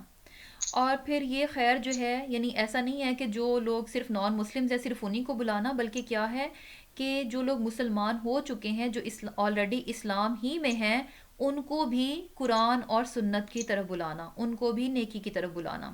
اور یہ کام کیا پتہ چل رہا ہے کہ مستقل کرنے کا کام ہے، یعنی ہمیشہ ایسا کرتے ہی رہنا۔ اور پھر کیا ہے کہ ایک چیز کہی گئی کہ الی الخیر، خیر کی طرف بلاؤ، اور پھر دوسرا کیا ہے، معروف کی بھی بات ہے۔ اب یہ معروف کیا ہے، معروف جو ہے اس کے بارے میں امام جعفر رضی اللہ تعالیٰ عنہ فرماتے ہیں کہ قرآن اور سنت نبوی سے جو چیز موافقت کرے وہ معروف ہے، یعنی ہر وہ چیز معروف ہے جو کہ قرآن اور سنت کے ساتھ میچ کر جاتی ہے، اور جو میچ نہیں کرے گی وہ کیا ہے، وہ معروف نہیں ہے۔ تو بیسیکلی کرائٹیریا کسی بھی چیز کا، جو معروف چیز جس کو کہ ہم معروف کہیں کہ ہاں یہ بھلی چیز ہے، یہ اچھی چیز ہے، یہ اچھی بات ہے، یہ اچھا کام ہے، یہ نیکی کی بات ہے، تو اس کا کرائٹیریا کیا ہے، ہم کب اس کو معروف کہیں گے، اپنی عقل سے، اپنی سوچ سے نہیں کہیں گے، بلکہ کیا کرائٹیریا دیا جا رہا ہے کہ جو چیز قرآن اور حدیث سے موافقت کر جاتی ہے، جو اس سے میچ کر جاتی ہے، وہ معروف ہے، اور دوسرے معنوں میں جو میچ نہیں کرے گی وہ معروف بھی نہیں ہوگی، خواہ ہماری عقل اس کو کہے کہ نہیں نہیں یہ تو بہت اچھا کام ہے۔ تو بیسیکلی شرط پتہ چل رہی ہے کہ جو قرآن اور حدیث سے میچ کر جائے، جو کانٹراڈکٹ کرے گی وہ معروف میں نہیں آئے گی۔ اور پھر اسی طرح کیا ہے کہ وَيَنْحَوْنَ عَنِ الْمُنْكَرِ، کہ برے کاموں سے منع کرتے ہیں۔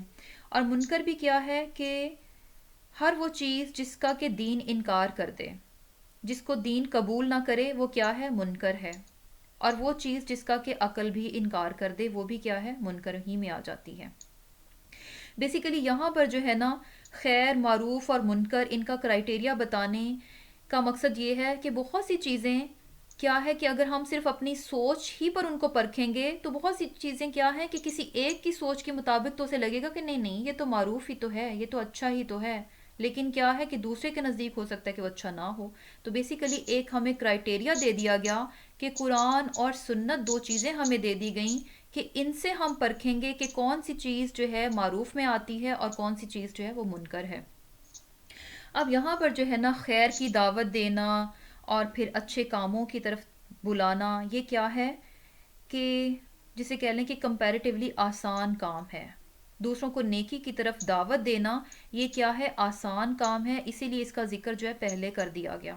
جو دوسرا کام ہے لوگوں کو برائی سے منع کرنا، یہ کیا ہے، مشکل کام ہے، اور اس کا ذکر جو ہے بعد میں کیا جا رہا ہے۔ کیونکہ کیا ہے کہ جب تک تو آپ کسی کو اچھائی کی طرف بلاتے رہیں تب تک تو ٹھیک ٹھیک ہے، لیکن جیسے ہی آپ کسی کی برائی پوائنٹ آؤٹ کریں گے تو پھر کیا ہے کہ سامنے والا جو ہے اس کو یہ چیز پسند نہیں آتی کہ کوئی اس کی برائی جو ہے اس کو یوں بتائے، کوئی اس کو برائی سے منع کرے۔ تو پھر کیا ہے کہ ایسے میں ناراضگی بھی ملتی ہے، مخالفت بھی ملتی ہے، تنقید بھی سننی پڑے گی اور بھی بہت کچھ سہنا پڑے گا، کیونکہ نصیحت کیا ہے، یہ ہمیشہ کڑوی ہی لگتی ہے۔ لیکن اس کے باوجود بھی اس کام کو کرنے کا کہا جا رہا ہے کہ یہ کام کرنا چاہیے، برائیاں جو ہیں ان کو منع کرنا چاہیے۔ اب کیا ہے کہ برائی جو ہے نا، یہ اس کو منع کرنا یہ بہت ہی سینسٹیو سی بات ہے۔ اب اس میں بھی جو ہے نا دو طرح کے رویے ہوتے ہیں۔ ایک تو یہ طریقہ ہے کہ انسان جو ہے اچھے طریقے سے منع کر دے برائی کو، یعنی جو ہے ایسے، ایک تو اچھے طریقے سے منع کرنا کہ ایسے منع کرنا، ایسا اچھا انداز اپنانا، اور یہ کہ غیر محسوس طریقے سے، یعنی غیر محسوس طریقے سے آپ برائی جو ہے اس کو منع کر دیں۔ اور دوسرا طریقہ کیا ہے کہ آپ جو ہے دوسرے کو حقیر جان کر یا پھر ایسے الفاظ استعمال کریں، ایسا انداز اپنائیں کہ کیا ہے کہ سامنے والا جو ہے نا اس چیز کو برداشت ہی نہ کر پائے۔ تو بیسیکلی کیا ہے کہ جب بھی کہیں پر برائی دیکھیں تو سب سے پہلے یعنی کیا ہونا چاہیے کہ اس کے لیے بہت اچھے الفاظ استعمال ہوں، بہت اچھا انداز ہو، اور کوشش ہونی چاہیے کہ انسان کو اس کی برائی سے اس طریقے سے منع کیا جائے کہ اسے احساس بھی نہ ہو، اسے پتہ بھی نہ چلے کہ یہ انسان جو ہے مجھے حقیر جان رہا ہے یا کسی طریقے سے میری انسلٹ کر رہا ہے یا مجھے برا سمجھ رہا ہے۔ تو اس کی کیا ہے کہ جیسے کہ ایک مثال لے لیں کہ فرض کریں کہ جیسے کہ اگر کوئی انسان نماز پڑھ رہا ہے، کسی کو آپ نے نماز پڑھتے ہوئے دیکھا، اب وہ خاتون جو ہے بہت باریک، بہت ٹرانسپیرنٹ دوپٹے میں نماز پڑھ رہی ہیں۔ اب دو طریقے ہیں۔ اب برا طریقہ کیا ہے کہ کوئی اٹھے اور جائے اور کہے کہ ہو یہ کیا، تم تو اتنے پتلے دوپٹے کے ساتھ نماز پڑھ رہی ہو، تمہاری تو نماز ہی نہیں قبول ہوئی، ایسے تو نماز ہی نہیں ہوتی، چلو جاؤ، کیا فائدہ نماز پڑھنے کا، صحیح سے بندہ پڑھے۔ یہ کیا ہے؟ یہ بالکل یعنی جاہلوں والا طریقہ ہے نا۔ اس سے کیا ہوگا؟ اس سے جو ہے اصلاح نہیں ہوگی بلکہ اور زیادہ فساد برپا ہو جائے گا۔ تو مقصد کیا ہونا چاہیے، جب بھی کہیں برائی دیکھیں تو پہلی سوچ کہ ہمارا مقصد کیا ہے منع کرنے کا، کہ ہم نے اس برائی کو روکنا ہے، فساد برپا نہیں کرنا۔ یعنی یہ نہ ہو کہ انسان برائی روکنے جائے اور اس برائی سے بڑا جو ہے وہ فساد برپا کر کے آ جائے۔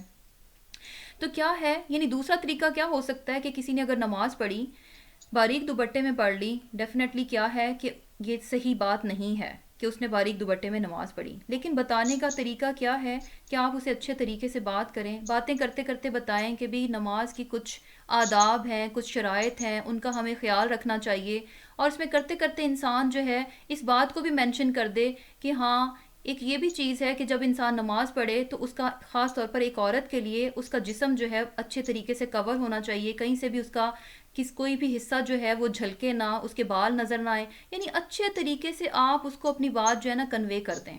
اب سامنے والا خود ہی سمجھ جائے گا کہ یہ کس ٹاپک پہ بات ہو رہی ہے نا، یعنی کہ کیا چیز مجھے سمجھائی جا رہی ہے۔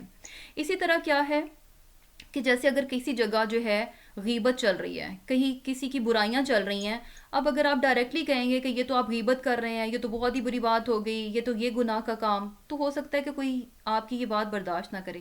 لیکن کیا ہے کہ اس چیز کو اگر کوئی کسی کی برائی کر رہا ہے نا، تو اس انسان کی آپ تعریف کرنا شروع کر دیں، ٹاپک ہی بدل دیں، یعنی موضوع ہی بدل دیں، یا پھر کیا ہے کہ بات کو اللہ تعالیٰ کی طرف لے جائیں، کوئی ایسی اچھی حدیث، کوئی ایسی اچھی بات وہ کرنا شروع کر دیں، یعنی وہ بات وہیں پہ رک جائے گی۔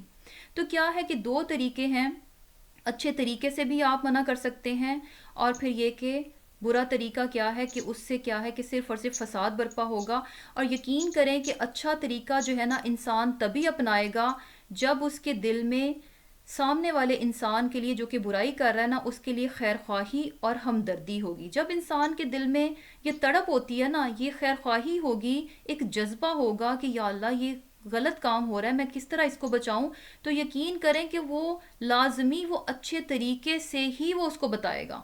لیکن جب مقصد کیا ہو کہ دوسرے لو یہ تو کیا کر رہے ہیں، اپنے آپ کو سپیریئر جاننا کہ ہم تو ایسا نہیں کرتے، یہ کیوں ایسا کر رہا ہے، دوسرے کو جب حقیر جان کر اس کی برائی سے روکیں گے نا تو کبھی بھی وہ برائی سے باز نہیں آئے گا. تو کیا ہے کہ برائی سے منع کرنا چاہیے، روکنا چاہیے، لیکن کیا ہے کہ اس میں بہت ہی اچھے طریقے سے جو ہے اس کو برائی کو روکنا چاہیے. اور پھر دوسری بات یہ کہ جیسے یہ چیز کہ جب انسان جو ہے یعنی ہمدردی رکھتا ہے اور دوسرے کے لیے ایک جذبہ رکھتا ہے، ایک تڑپ رکھتا ہے، تو اس چیز کو بھی سامنے والا سمجھ لیتا ہے کہ یہ انسان جو ہے مجھے کسی اور نظر سے نہیں منع کر رہا، بلکہ کیا ہے کہ یہ واقعی ہی میں یہ میری خیر خواہی ہی چاہ رہا ہے. اور اصل میں کیا ہے کہ ایک چیز ہمیشہ ذہن میں رکھنی چاہیے کہ کبھی بھی اس انسان کو کبھی بھی نہیں برا سمجھنا چاہیے جو کہ برائی میں ملوث ہے. وہ انسان جو ہے نا بذات خود برا نہیں ہے، اس کی وہ برائی بری ہے، اس کی اس برائی سے نفرت کریں جو کہ وہ کر رہا ہے. اس انسان سے نفرت نہیں ہونی چاہیے، اس کی اس برائی سے نفرت ہونی چاہیے، اس برائی کو برا سمجھنا چاہیے، اس انسان کو برا نہیں سمجھنا چاہیے. اس انسان کے لیے تو بہت محبت ہونی چاہیے، دل میں بہت خیر خواہی ہونی چاہیے اور بہت ہمدردی ہونی چاہیے. اور جب ایسا ہوگا کہ آپ کو اس انسان سے محبت ہوگی، اس کے ساتھ خیر خواہی ہوگی، اس کے ساتھ ہمدردی ہوگی، تو پھر کیا ہے کہ آپ اس کو اچھے طریقے سے برائی سے روک بھی پائیں گے. اور پھر کیا ہے کہ آخر میں کیا بات بتائی جا رہی ہے کہ وَأُولَٰئِکَ هُمُ الْمُفْلِحُونَ، کہ یہی لوگ کیا ہیں کہ فلاح پانے والے ہیں. یعنی یہاں پر جو ہے نا فلاح کا ایک ہمیں چیز پتہ چل رہی ہے کہ اگر کوئی انسان یہ چاہتا ہے کہ اسے کامیابی مل جائے تو اسے یہ کام کرنا پڑے گا، اسے یہ کام کرنا پڑے گا، لوگوں کو نیکی کی طرف بلانا پڑے گا، لوگوں کو معروف کا حکم دینا پڑے گا اور ان کو ان کی برائیوں سے بھی روکنا پڑے گا. تبھی کیا ہے کہ یہی لوگ کیا ہیں، هم المفلحون، کہ وہ نجات پانے والے ہیں. اور پھر کیا ہے کہ ولا تکونوا، کہ نہ تم ہو جاؤ کالذین، ان لوگوں کی طرح، تفرقوا، جو کہ فرقہ فرقہ ہوئے، واختلفوا، اور اختلاف کرنے لگے، من سے بعد بعد ما، جو جاءہم، آئے ان کے پاس، البینات، روشن احکامات، واولئک، اور یہی ہیں، لہم، ان کے لیے، عذاب، عذاب ہے، عظیم، بڑا. یہاں پر جو ہے پھر یہ بات کہی جا رہی ہے، اللہ تعالیٰ یہ فرما رہے ہیں اور مومنوں سے یہ بات کہی جا رہی ہے کہ تم ان لوگوں کی طرح نہ ہو جانا. کن لوگوں کی طرح؟ اہل کتاب کی طرف اشارہ ہے کہ وہ لوگ بھی کیا ہوئے کہ فرقے فرقے ہو گئے، فرقوں میں بٹ گئے، آپس میں اختلاف کرنے لگ گئے. اور یہ سب انہوں نے کب کیا؟ فرقوں میں کب بٹے، اختلاف کب کیا؟ من بعد ما جاءہم البینات، کہ جب کہ ان کے پاس بینات آ گئی تھیں، روشن نشانیاں، روشن احکامات، واضح دلائل ان کے پاس پہنچ چکے تھے. اس کے بعد انہوں نے کیا کیا؟ فرقوں میں بھی بٹ گئے اور اختلاف بھی کیا. اب یہ بیسیکلی مسلمانوں کو ایک نصیحت کی جا رہی ہے کہ تم ان کی طرح مت ہونا، تم فرقوں میں مت بٹنا، کیونکہ کیا ہے کہ ہمارے پاس بھی کیا ہے کہ روشن نشانی آ چکی ہے، کتاب ہمارے پاس بھی آ چکی ہے، تو تم کیا ہے اہل کتاب کی طرح فرقوں میں مت بٹنا. اور یہ چیز جو ہے کہ اہل کتاب جو ہیں ان کے پاس بھی اللہ تعالیٰ نے ان کو بھی تورات دی، اور پھر کیا تھا کہ انجیل ان کے پاس آئی، لیکن اس کے باوجود بھی کیا تھا کہ وہ فرقوں میں بٹ گئے. اور آج اگر دیکھا جائے کہ مسلمان بھی کیا ہیں، فرقوں میں بٹ چکے ہیں. اور یعنی کیا ہے کہ اس قدر تفرقہ بازی ہے اور یہ چیز اس قدر کامن ہے کہ کوئی بھی مسلمان جو ہے نا اپنے آپ کو صرف مسلمان کہلوانا پسند ہی نہیں کرتا. یعنی اس کی تسلی ہی نہیں ہوتی جب تک کہ وہ اپنے نام کے ساتھ کچھ اور نہ لگا لے، جب تک وہ اپنے ساتھ اپنے فرقے کا لیبل نہ لگا لے، جب تک وہ اپنے آپ کو کوئی گروہی نام نہ دے لے. یعنی یہ سارے کام جو ہیں آج کیا ہے کہ مسلمانوں میں ہو رہے ہیں. آج مسلمان بھی جو ہے اپنے آپ کو صرف مسلمان کہلوانا پسند نہیں کرتا، فرقوں میں بڑھ چکے ہیں، گروہی نام رکھ چکے ہیں، اور انہی ناموں پر کیا ہے کہ مسجدیں بھی ہم نے الگ کر چکے ہیں ہم.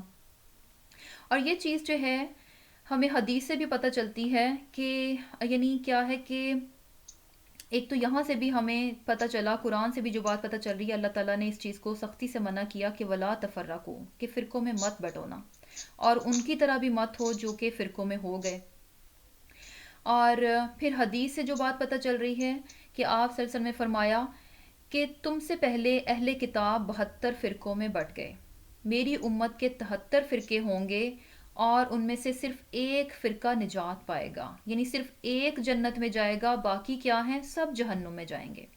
تو صحابہ نے عرض کی کہ وہ کون سا ہے، یعنی وہ جماعت کون سی ہوگی؟ تو آپ صلی اللہ علیہ وسلم نے فرمایا کہ جس پر میں اور میرے صحابہ۔ تو اس سے کیا بات پتہ چل رہی ہے؟ یعنی کرنے کا کام کیا ہے کہ صرف انسان جو ہے نا قرآن اور سنت کو اپنا لے۔ آپ صلی اللہ علیہ وسلم اور صحابہ کرام کس پر تھے؟ قرآن اور سنت پر۔ تو ایک مسلمان کا بھی کیا کام ہے کہ وہ صرف اور صرف قرآن اور سنت ہی کو اپنا لے، یہ اس کے لیے بہت کافی ہے نجات پانے کے لیے۔ جبکہ آج کل ہمیں کیا لگتا ہے کہ فلاں فرقے میں ہوں گے تو کیا ہے کہ ہم ہدایت پا جائیں گے، فلاں فرقہ جو ہے وہ درست ہے، میں اس فرقے میں شامل ہو جاؤں تو اٹ مینس کہ میں نجات پا جاؤں گا۔ نجات اس طرح نہیں ملے گی۔ یہاں پہ کسی فرقے کا نام نہیں بتایا گیا کہ فلاں فلاں فرقے پہ جو ہوگا تو وہ نجات پائے گا، نہیں، سمپل سی بات کہ جس پر میں اور میرے صحابہ، اور وہ کس پر تھے؟ قرآن اور سنت پر۔ تو اس سے کیا بات پتہ چل رہی ہے کہ اللہ تعالیٰ کے ہاں نہ تو رنگ دیکھا جاتا ہے، نہ نسل دیکھی جاتی ہے، نہ خاندان دیکھے جاتے ہیں، اور نہ ہی کسی کے گروہی نام دیکھے جائیں گے، نہ ہی فرقے دیکھے جائیں گے۔ یہ ساری چیزیں کیا ہیں؟ بالکل ویلیو لیس ہیں اللہ تعالیٰ کے ہاں، بالکل ویلیو لیس ہیں۔ اللہ تعالیٰ کو کیا چاہیے؟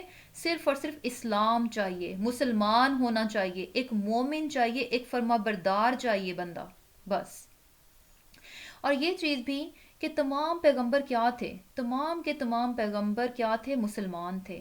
تمام صحابہ نے اپنے آپ کو کیا کہلوایا؟ صرف مسلمان ہی کہلوایا۔ آپ صلی اللہ علیہ وسلم کیا تھے؟ مسلمان تھے۔ یعنی ایک طرف تو ہم کیا ہے کہ اتنی محبتوں کے دعوے کرتے ہیں، اتنی سنتوں سے محبت کے دعوے کرتے ہیں، اور دوسری طرف اپنے آپ کو وہی نہیں کہلوانا چاہتے کہ جو کہ آپ صلی اللہ علیہ وسلم تھے۔ تو اس معاملے میں پھر ہماری محبت کہاں چلی جاتی ہے؟ تو بیسیکلی آج جو چیز پتہ چل رہی ہے کہ کس قدر ناپسندیدہ چیز ہے کہ انسان جو ہے اپنے آپ کو فرقوں سے منسوب کرے اور اپنے جو ہے گروہی نام رکھے اور ان چیزوں کو پرموٹ کرے۔ تو بیسیکلی کیا ہے کہ اگر ہم جو ہے ان چیزوں میں شامل ہوتے ہیں اور ایسا کچھ کرتے ہیں تو ہم اپنا حصہ ڈال رہے ہیں، ہم ان چیزوں کو پرموٹ کر رہے ہیں جو کہ اللہ تعالیٰ نے منع کی ہیں، جو کہ انتہائی ناپسندیدہ ہیں۔ اور پھر کیا ہے کہ جیسے کہ اس کے بعد جو ہے اللہ تعالیٰ فرما رہے ہیں یوما، جس دن تبیدو، سفید ہوں گے، وجوہن، کچھ چہرے، و تسودو، اور سیاہ ہوں گے، وجوہن، کچھ چہرے، فاما الذین، تو وہ لوگ کہ جن کے اسودت، سیاہ ہوں گے، وجوہہم، چہرے ان کے، اکفرتم، کیا تم کافر ہو گئے، بعد ایمانکم، اپنے ایمان کے، فذوقوا، پس چکھو، العذاب، عذاب، بما، بسبب اس کے جو کنتم، تھے تم، تکفرون، کفر کرتے۔ اب یہاں پر جو ہے یہ بات بتائی جا رہی ہے، قیامت کی بات ہو رہی ہے کہ قیامت کے روز کیا ہوگا کہ بہت سے چہرے سفید ہوں گے اور بہت سے چہرے سیاہ ہوں گے، اور پھر وہاں کیا کہا جائے گا؟ اکفرتم بعد ایمانکم، کیا تم ایمان لانے کے بعد کفر کی طرف چلے گئے، کافر ہو گئے؟ اور یہاں پر جو ہے نا یہ کفر وہ نہیں ہے کہ جو انسان مسلمان ہو کر پھر مرتد ہو جاتا ہے، بلکہ کیا ہے کہ پچھلی ہم نے جتنی بھی آیات پڑھی ہیں اگر ہم ان کو دیکھیں تو کیا ہے کہ کچھ کام ہمیں کرنے کو کہے گئے اور کچھ کاموں سے ہمیں منع کیا گیا۔ تو بیسیکلی یہ کچھ احکامات کرنے کے دیے گئے اور کچھ باتوں سے کہا گیا کہ بچ جاؤ، ایسا مت کرو، اور کچھ کاموں کے لیے کہا گیا کہ ایسا کر جاؤ۔ تو یہاں پر جو ہے نا آخر میں اب یہ رزلٹ بتایا جا رہا ہے، کیا بات پتہ چل رہی ہے کہ پیچھے جتنی بھی باتیں کی گئی ہیں جو انسان ان پر عمل کر جائے گا، جن کو کرنے کا حکم دیا ان کو کر جائے گا، اور جن سے رکنے کا حکم دیا ان سے رک جائے گا، تو ان کے چہرے کیا ہوں گے؟ سفید ہوں گے، اور جس نے ایسا نہ کیا ان کے چہرے کیسے ہوں گے؟ کہ سیاہ ہو جائیں گے۔ اب پیچھے ہم دیکھیں کہ ہمیں کیا کیا چیزیں ملی۔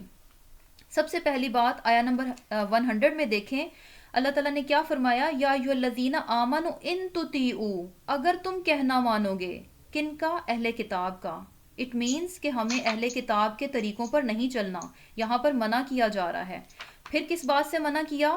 ولا تموتن، یعنی تمہیں تو موت آنی نہیں چاہیے، فرما برداری کی حالت میں تمہیں مرنا چاہیے، نافرمانی کی حالت میں تمہاری موت نہیں آنی چاہیے. یہ دوسری بات. پھر تیسری بات کیا کہی جا رہی ہے؟ ولا تفرقو، فرقوں میں مت بٹو، فرقہ فرقہ مت ہو. اور پھر کیا ہے کہ ولا تکونوا کالذین تفرقوا واختلفوا، ان لوگوں کی طرح بھی مت ہو جو کہ فرقوں میں بٹ گئے اور انہوں نے اختلاف کیا. یہ کچھ چیزیں ایسی تھیں جن کو کیا ہے کہ اللہ تعالیٰ نے منع کیا کہ ایک مومن ایسا نہ کرے. اور پھر کیا ہے کہ کچھ چیزوں کا حکم بھی دیا گیا. وہ کیا؟ کہ اللہ کے ساتھ مضبوط تعلق بنائے. اور پھر کیا ہے کہ اتقوا اللہ، اللہ کا تقوی اختیار کرو. یہاں پہ یہ حکم دیا جا رہا ہے، مومن سے کہا جا رہا ہے کہ اتقوا اللہ، اللہ کا تقوی اختیار کرو. اور پھر کیا بات کہی جا رہی ہے کہ وَلْتَكُمْ مِنْكُمْ أُمَّةٌ، اور تم میں سے ایک ایسی جماعت ہونی چاہیے. یعنی یہ تمہارا یہ کام ہے، یہ تمہاری ذمہ داری ہے کہ تم لوگوں کو نیکی کی طرف بلاؤ اور برائی سے منع کرو. تو یہ کام بھی کیا ہے کہ کرنا پڑے گا. تو بیسیکلی کچھ کام کرنے کو کہے اور کچھ سے منع کیا گیا. اور آخر میں کیا ہے کہ پھر یہ بتا دیا گیا کہ کچھ لوگوں کے چہرے سفید ہوں گے اور کچھ کے کیا ہوں گے کہ سیاہ ہوں گے. اور جو ہمیں پچھلی آیات سے جو بات پتہ چل رہی ہے وہ کیا ہے کہ ان کاموں پر جو کر جائے گا تو اس کے چہرے جو ہیں وہ سفید ہوں گے، اور جو نہیں عمل کریں گے تو کیا ہے کہ ان کے سیاہ ہوں گے. اور پھر کیا ہے کہ یہاں پر جو ہے اکفرتم بعد ایمانکم، کہ کیا تم کافر ہو گے ایمان لانے کے بعد. تو یہاں پر کفر وہ نہیں ہے کہ مرتد ہو گئے، بلکہ کیا ہے کہ ایمان لانے کے بعد تمہیں جن کاموں کو کرنے کا کہا گیا تم نے ان سے انکار کر دیا، تم نے ان باتوں کو کیا ہی نہیں. کیونکہ کفر کیا ہوتا ہے؟ بیسیکلی انکار کرنا. تو یہاں پر جو ہے مرتد کے معنی میں نہیں ہے، بلکہ ان کاموں کو، یہ جو باتیں کہی گئی ہیں ان سے تم نے انکار کر دیا ایمان لانے کے بعد. حالانکہ ایسا نہیں ہونا چاہیے تھا. ایمان کا تقاضا کیا ہے کہ انسان احکامات پر عمل کر جائے. اور پھر کیا ہے کہ فذوقوا العذاب بما کنتم تکفرون، پس چکھو تم اس عذاب کو جو کہ اس کے سبب جو کہ تم نے کفر کیا. اور پھر کیا ہے کہ وَأَمَّا الَّذِينَ، اور وہ لوگ کے ابیضت سفید ہوئے وجوہہم چہرے جن کے ففی تو وہ رحمت اللہ اللہ کی رحمت میں. اور یہاں رحمت کیا ہے؟ اللہ تعالیٰ کی جنت. ہم فیہا خالدون، اور وہ اس میں ہمیشہ رہیں گے. اب جن کے چہرے سفید ہوئے یعنی جو ان باتوں پر عمل کر گئے تو وہ کون ہیں؟ سفید چہرے والے ہیں، اور اللہ کی رحمت میں ہوں گے اور ہمیشہ جو ہے اسی میں رہیں گے. اب یہاں پر جو ہے نا جو سفید چہروں کی بات ہے وہ کیا ہے کہ ایسا نہیں ہے کہ ایکچولی وہ بہت وائٹ ہوں گے. یعنی کیا ہوتا ہے کہ جب انسان بہت خوش ہوتا ہے نا تو اس خوشی کی چمک اس کے چہرے سے جو ہے نا پتہ چل رہی ہوتی ہے. تو ایسے لوگ جو ہے نا اپنے انجام کو دیکھ کر خوش ہوں گے اور اس خوشی کی چمک جو ہے ان کے چہروں پر نظر آئے گی. اور جن کے چہرے سیاہ ہوں گے تو کیا ہے کہ وہ اپنے انجام کو دیکھ کر انتہائی غمزدہ ہو جائیں گے. اور غم کا اثر کیا ہے کہ انسان کے چہرے پر آتا ہے. تو بیسیکلی یہ اپنے اپنے انجام کو دیکھ کر ان کی جو کیفیت ہوگی اس کا اثر جو ہے ان کے چہروں پر آئے گا. اور پھر آگے اللہ تعالیٰ فرما رہے ہیں تل کا یہ آیات اللہ، اللہ کی آیات ہے، نتلوہا ہم پڑھتے ہیں اس کو، علیکا آپ پر، یعنی آپ صلی اللہ علیہ وسلم پر، بالحق کی حق کے ساتھ. وما اور نہیں اللہ اللہ یریدو ارادہ کرتا ظلمن کسی ظلم کا للعالمین اہل عالم پر. اب یہاں پر جو ہے اللہ تعالیٰ نے آخر میں کیا بات بتائی جا رہی ہے کہ یہ آیات کیا ہیں؟ بالکل برحق ہیں، سچی باتیں ہیں جن کو کہ کیا ہے کہ اللہ تعالیٰ آپ صلی اللہ علیہ وسلم کو پڑھ کر سناتے ہیں. اور پھر کیا ہے کہ اب چونکہ یہ باتیں بتا دی گئیں اور اس کے بعد جو ہے انجام بھی بتایا گیا کہ لوگوں کے چہرے جو ہیں وہ سیاہ ہوں گے، تو یہاں پر یہ بات بھی کلیئر کر دی گئی کہ اللہ تعالیٰ جو ہے نا کسی پر بھی ظلم کا ارادہ نہیں کرتا. اب یہ جو کچھ بھی ہوگا اگر ان کے چہرے سیاہ ہیں تو بیسیکلی یہ ان کا اپنا عمل ہے، یہ ان کے اپنے عمل ہے جس کا کہ آج یہ خمیازہ دیکھ رہے ہیں، جن کو یہ بھگتیں گے. کیونکہ اللہ تعالیٰ کیا ہے؟ وَمَا اللَّهُ يُرِيدُ ظُلْمًا، کہ اللہ تعالیٰ تو کسی پر ظلم نہیں کرتا، کسی پر ظلم کرنے کا ارادہ بھی نہیں کرتا. اور پھر کیا ہے؟ وَلِلَّهِ اور اللہ ہی کا ہے، ماں جو کچھ فی السماواتی آسمانوں میں، وما اور جو کچھ فی الارضی زمین میں، وَإِلَى اللَّهِ اور طرف اللہ ہی کے ترجع الامور تمام کام لوٹائے جائیں گے. اب یہاں پر جو ہے اللہ تعالیٰ کی پھر قدرت، اس کا اختیار، اس کی ملکیت بتائی جا رہی ہے. کیوں؟ کیونکہ کیا ہے کہ اللہ تعالیٰ نے احکامات دے دیے، آیات جو ہیں نازل کر دیں، بتا دیا. اب انسان اگر اس پر عمل نہیں بھی کرتا تو اللہ کو اس کا کوئی نقصان نہیں ہے. اللہ تعالیٰ تو کیا ہے کہ جو کچھ آسمانوں اور جو کچھ زمین میں سب کا سب اسی کا ہی ہے.